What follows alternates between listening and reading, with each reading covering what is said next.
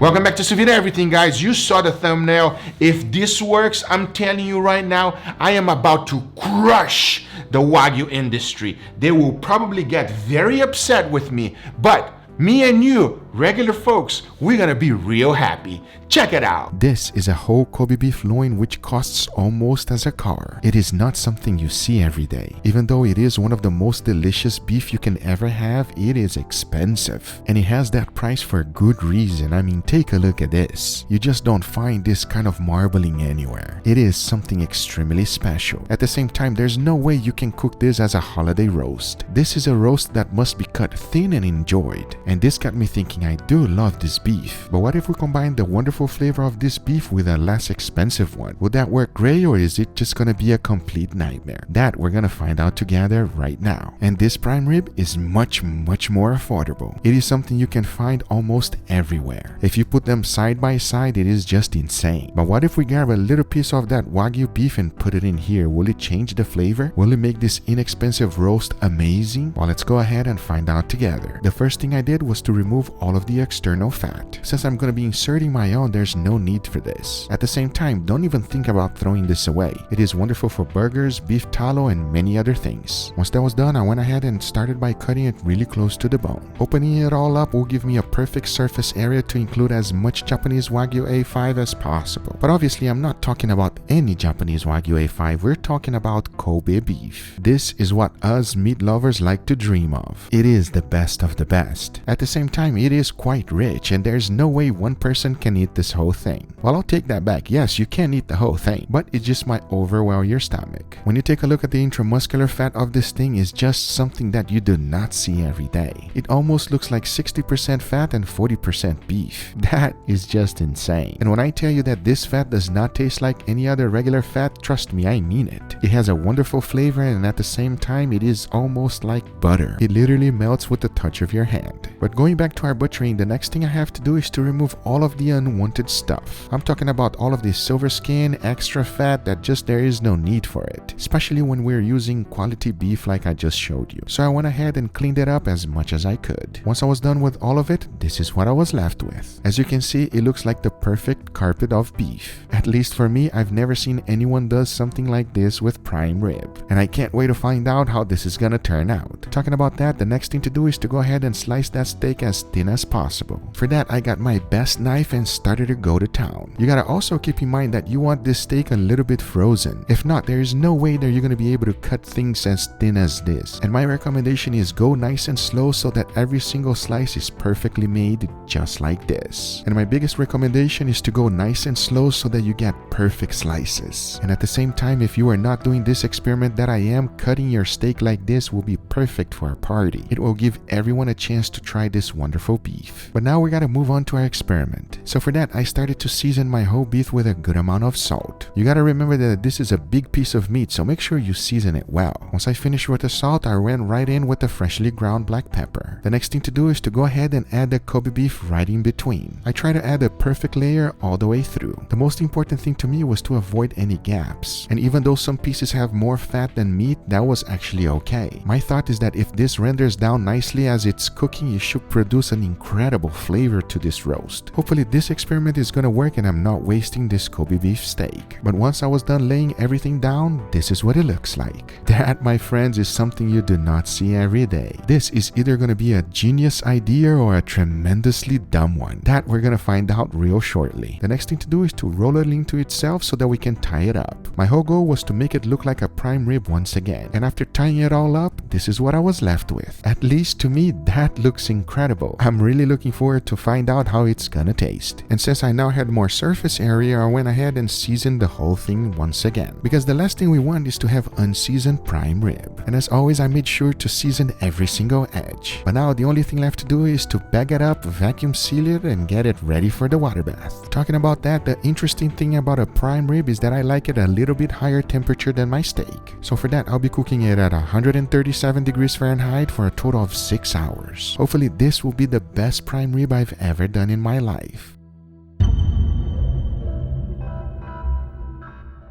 Can you tell by the smile on my face? How can you possibly not be excited to find out if this is going to be a wonderful experiment or if it's just going to be a complete disaster?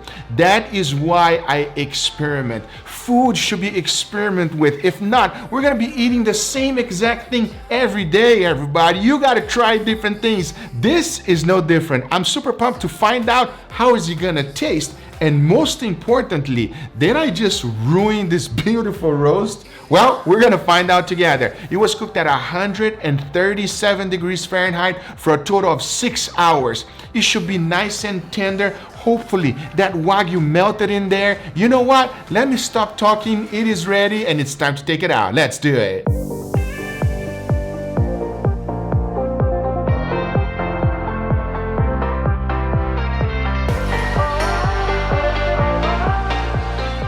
I'm telling you right now, it smells phenomenal. As soon as I open up the bag, remove a little bit of that juice, wow, it just hit me on the face, everybody. I'm telling you, it smells phenomenal. But who cares how it smells? The most important thing is how is it gonna taste? Is it gonna taste good? Is it gonna be a huge improvement that I just made the first Wagyu made at home? I have no idea. We're gonna find out together. I got my Mauzinho coming right here to try this with me. But as you know, I know it does not look that good right now. But watch this.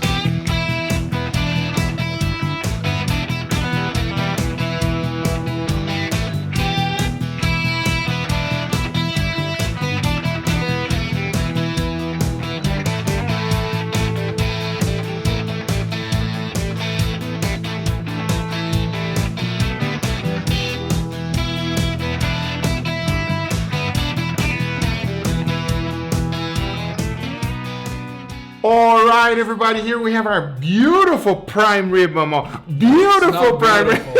That's not beautiful. That is looking rough. It is looking rough, you know. Like, I mean, you know, if it's gonna be a rough day over here and when we get out of here.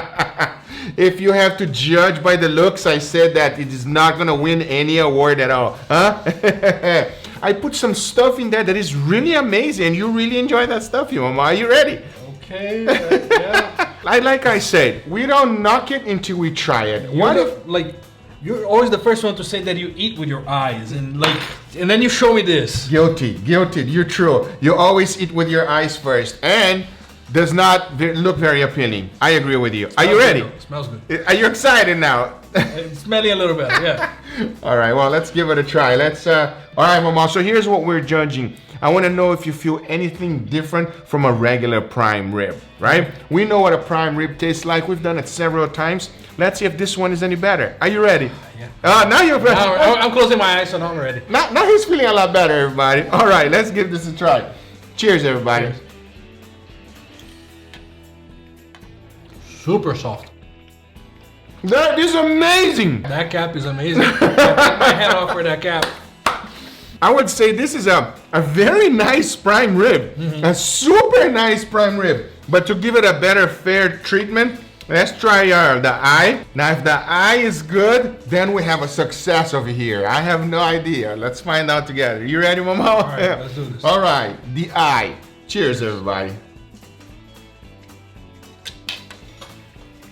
That is nice. That is a huge improvement from a regular prime rib. What do you think about that? Huh? Finally, I did something right. Even though it looks horrendous, it looks terrible. What do you think, mama? What do you think I actually did here? I think I'm going for second. Now, honestly, if you present this to a holiday roast in your family, they'll probably look at you and think you're doing some Frankenstein meat or something like that. You know what I mean? Because that's what it is. It does not look appealing whatsoever. Can you figure it out what I did? I'm going to give you a second to try to figure it out while I go back for seconds. I imagine you put some fat in here because there's white right in the middle. That's my cousin. I put a Kobe beef steak in there. That's why it tastes so good. I sliced it real thin, and then I laid the whole thing around it. And those little pieces. Those little pieces. That's the yes. Try it, mama, and tell me. It was like some ham or something. Ham?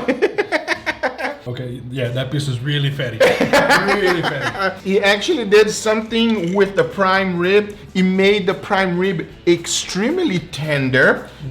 There could be a few things there, right? Obviously, a little bit of the flavor of the fat. If you're wondering if the fat flavor of Kobe beef tastes different, yes. It tastes a little bit different, okay? So if I compare this with a $6,000 Kobe beef, you know, one of those roasts that we got for Guga Foods, remember? Yeah. So, you know, this is Kobe beef on budget right here. Mm-hmm. If you never tried Wagyu or Kobe beef ever, I definitely recommend don't do it as your first go. No. Have an experience of a Wagyu first, so that you can Kobe Wagyu experience. Yes. Not just a meat hack. This is a meat hack right here. Try that Wagyu by itself first, so that you can understand how wonderful it is. Out of all the inserting fat experiments that we had, this is the best one. I agree. It is the best one. Anyway, guys, I hope you enjoyed this video. If you do enjoy, make sure you give it a thumbs up. If you're not a subscriber, be sure to subscribe for future videos. Remember, if you are interested in anything I use, everything is always in the description down below.